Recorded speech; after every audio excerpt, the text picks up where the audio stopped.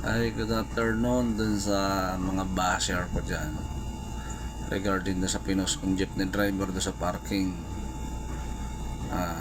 Kasi bago ako nagbayad ng parking doon, bago ako nagrenta, sinabihan ako ng katiwala na kung ako'y magreklamo, wag na akong mag-pay parking sa kanila.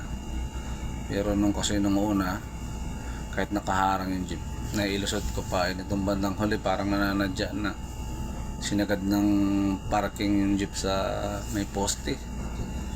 Kahit anong gawin ko, hindi ako makalusot.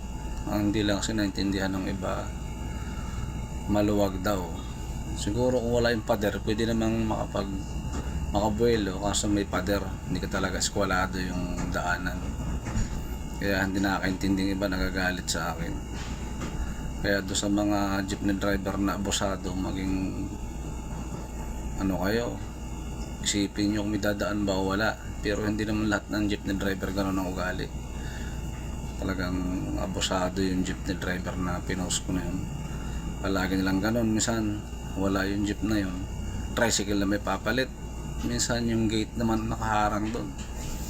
Kinabwisit na ako, hindi na ako pumarada doon kasi mapapaaway lang ako. Hindi ko naman pwedeng kausapin kasi masyadong mayabang yung lalaki doon. Hindi ko alam kung sino, kung may-ari ba o driver yun.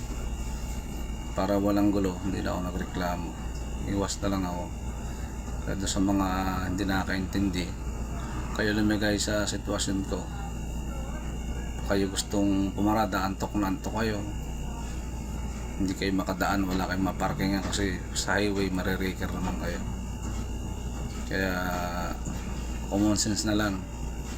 Shout out sa mga driver na matitino. Hindi naman lahat ng driver ng jeepney driver ay marumbado, pero karamihan mga gago lang.